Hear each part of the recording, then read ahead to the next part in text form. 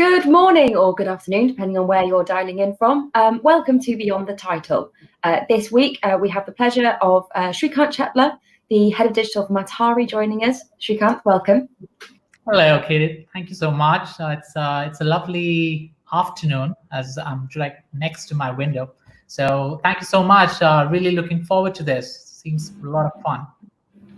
That's brilliant. We're really glad to have you here. And if it's the first time you're tuning in to Beyond the Title, this is where we don't ask any questions about being head of digital at Matahari. In fact, it's all about getting to know the person behind these sorts of amazing leadership roles and find out who they are and what makes them tick. So Sreekanth, if you're ready, the first question I'd like to ask you is, what is your Ikigai? And for the uninitiated, an Ikigai is a Japanese phrase which means your reason for being or your reason for jumping out of bed in the morning. Yeah, my Ikigai. I did read a book about it. Yes, familiar with the term. So it's been ever evolving, to be honest. Back in the day, it used to be a lot about making every day extremely productive than the last one. But I guess during these unprecedented times, it's been more about helping my friends, my peers, or anyone around who's got impacted, personally or professionally. And that's been an endeavor for me as well throughout, even till date. I've been doing that. I guess it just goes a small way, but then it does make a positive impact. So that's what I've been doing these days. That's fantastic. Thank you. Which movie character best represents you and why? Wow. There's so many of them, but I think my childhood favorite and till now has been Rocky Balboa. Amazing. Yeah, so it's just about never giving up. I'm not a boxer, but then the whole thought process the guy has, being so humble and then rising to the heights, but not losing his humility and always coming back and back and back. So I guess I like to be like that. And so yeah, I think that one is very close. So a humble fighter. That's fantastic. I would like to believe that. What app could you not live without and why? All right. So many of them. But Apple Music, I've got that membership thing going, which is like an annual thing, and there's zillions of songs out there. And lately, it's been the WhatsApps and the Zooms and all of these, which have superseded the Apple Music. But yeah, this is something which is always on. Definitely. I think especially in, over this year and what a crazy time it's been, those kind of personal connections and everything you can do to reach out and feel close to people that aren't physically close. I think it's been a lifesaver for an awful lot of people this year. Yeah. Yep. What advice would you give to your 21-year-old self? So I think I was pretty adventurous. I started working when I was 19, just out of my uni. Right. And I used to be a motorcyclist. Wow. Yeah. So riding my old cast iron machine. Incredible. And I do hold a world record for motorcycling to the world's highest pass, which is up in the Himalayas. That's incredible. Yeah. Yes. So yeah, maybe I should have spent some more time doing those kind of things and taken a little less stress. But yeah, maybe. But yeah, I love my motorcycling days, and I haven't done that for ages now. So yeah. Is it something you think you'd return to? 100%. I have to. I think that it just gives you just happiness. It's just so serene and so nice. It depends on the location, though. Up in the north of India and near Tibet, that area, or even Nepal, those areas are amazing to ride. Fantastic. Are there any other records that you're thinking of breaking? Not anymore. Just for fun. Good stuff. What's the harshest feedback you've ever received? All right. So there is one feedback which was really harsh back then. Now I can laugh about it, but back then this was in my high school. So after getting over my mid school and when I was getting to high school, we were supposed to select which is the what do you want to study further, right? So there was science, so that you can get into engineering and maybe a doctor, something around that, or get into the commerce side, which is do everything else, right? So I went for science, and then the teachers out there looked at me and said, "No, you don't deserve to be here. Get out," something like that. So I may exaggerate a bit here, but I think that was the intent there. And then I agreed, and then I went back to commerce, and I'm so glad I did that because I'm definitely not a science guy. So yeah, it was pretty harsh back then, but now I do know that teacher. I spoke to her later. So yeah, but then back then it was pretty harsh. I imagine, but I guess it's one of those things. Most things do happen for a reason, and you ended up on the right path. Yes, I guess so.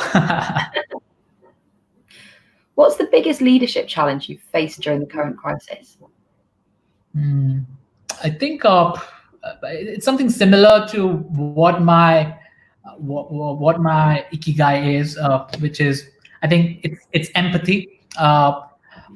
Again, this term is so overused and it gets thrown around everywhere. But there's no limit to that because everybody is talking about people getting impacted, businesses getting impacted, and a whole bunch of stuff. So you can't really do a lot to help or support, but then it is important for everyone to, not just professionally, but even at a personal level, try to help others. So and that's not very easy because during the same time you also have your responsibilities towards the business, towards your work, where things are getting impacted, but you need to continue to grow further, grow on, move on. So it is a very thin balance because you need to respect the people you have been working with and what they may be getting into with regards to distractions in their mind, but still trying to excel at your work and trying to still deliver on results. Keeping that balance, it's not very easy. It does take a toll. So yeah, there's no easy answer, but one has to be very very careful while delivering anything around that. That's really valuable. Thank you. What are your predictions for the new normal and the digital world 2.0? I guess every business needs to have a digital front. It is so important now, and I think there were numbers around thousands odd sellers who got onboarded on major marketplaces around the world during the first 3 weeks itself.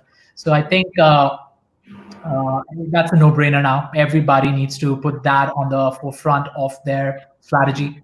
And even for the established digital players, I guess, and this is what I've been discussing with some of my counterparts in various other parts of the country and outside, is how important it is to drive this sustainable growth. Because not anymore you could just go out and just market capture and then go all crazy with regards to your bottom line. You can't do that anymore. You have to be very careful because preserving cash flows is so critical to the business now. One has to be very careful. So even for established digital players, they really need to think twice in terms of what every strategy, how that's gonna benefit not just the customer, but the overall economy and business per se. So that sustainability is a very critical ingredient now, which everybody needs to think about. Yeah, that's really interesting. I think sort of sustainability has been sort of thrown about. Another phrase that's been, like you're saying with empathy, is sort of thrown about a lot, but I think it's been brought home just what that really means and what the benefits are in a really new way. Yeah. What will change permanently in your industry? I think one thing for sure it's going to change is digital would be the centerpiece in every board meeting from now on, which was there, but then not like the central theme. It was always there like one of the last slides to be presented, but not anymore, I guess. So I think that's going to go. And secondly, I think this whole working, everybody has talked about it. This hybrid way of working is, I guess, got to be permanent. It makes total sense with regard to working from home and working from office. You got to come up with a lot of these flexibilities, and it is pretty industry agnostic.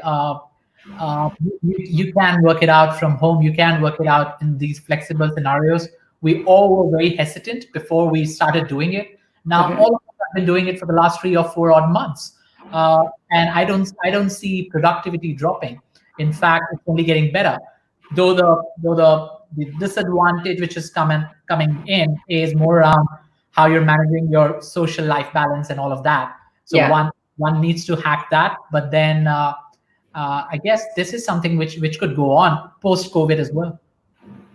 I think, and I would imagine if it continued, productivity might even increase again, because I think there's, as soon as you have that element of choice and the people that want to come into offices can do, and the people that, or on certain days of the week, I think that is really empowering to have that choice about how you work and what works for you, and that can only be a positive thing for the workplace. Absolutely, yeah, much needed now. Yeah, Sreekanth, what are your hopes for the future? The immediate hope is we just get the bloody vaccine. So we get a vaccine which works, and then it gets supplied all over the world, and we get out of it. So hopefully that should happen sooner than later. And once that happens, I think people need to become more humble, and they need to start appreciating what they've got. Definitely. Especially the things which we have always taken for granted, like even getting out, going to a restaurant, or going to meet your friends. These are things we never took for granted, right? So I guess it just comes down. You start learning all those things again, getting back to basics. I think that element is something which should remain. It should not happen that post-COVID we get back to a normal which doesn't appreciate all those qualities which we should appreciate. So yeah, I think that would remain a hope for the future. I couldn't agree more. I hope that too. Please, as our final question. Oh no, second. I've got 2 more. This is my favourite question. Please, can you tell us one weird fact about you? Wow, I did think about this one when I got the question. So I did not comb my hair for a decade. So these were the days when I was into music and motorcycling during my university, and even beyond that when I started working. So I grew my dreadlocks all the way down. So yeah, I didn't comb my hair. Being very honest, I never did that, because that was really helpful to create dreads. Dreads are naturally. So I have natural curls. So what is a natural process is, if you don't comb your curls, eventually they're gonna become tangled with each other, and then it becomes dreads. So that's what I did. So yeah, I guess. Was it quite liberating? Sorry, what was that? Was it quite liberating? Yeah, I think so. It looked like that, but yeah. So initially, because I started working as well with that kind of look. So it was my parents, and they were like, "Are you sure you want to really get into a workspace and look like that?" I was like, "Let me give it a shot." And then since then, this has never been a concern. So I think it's part of lifestyle. It's just part of me. It's not me trying to fake it. This is how I've been. So yeah, I think that was a weird fact. But after that, I've been combing. I did my trims and all that. Everything is top. I've yet to have my first post-lockdown haircut. I'm still very excited about it. Do you think people do respond to you differently when you have a sort of non-traditional sort of hairstyle like dreads? Do you think in the workplace it had any impact on how people saw you? Yeah. So I think they did call it out as, all right, this must be a creative guy. So I think that was a no-brainer. And then obviously, luckily, I was never into the sales jobs. You know what I mean? Because during in that kind of I guess profile, you tend to interact with so many people, right? And then they can easily make a judgment out of you. So I was never into that space. I was always into the digital space, and so I really had amazing bosses, to be very honest. They were such great entrepreneurs, and they wanted me to become one. So yeah, it never came in between any of my professional engagements. That's great. Cool. Yeah. I guess I was lucky. Yeah, just pure lucky. Yeah. Brilliant. So Sreekanth, this is our last question. So before we go, I'll say thank you very much. This has been brilliant. I've loved chatting to you. Likewise. And we hope we get to speak to you again very soon. So to finish with, what is your motto in life? All right. So yeah, here it goes. I don't know who made this up. Must be anonymous. But when you don't like something, ignore it. When you can't ignore it, do something about it. When you can't do something about it, you deserve it. So I guess these are the 3 phases of life. So when you don't like something, it's better if you can ignore it so that everybody's happy.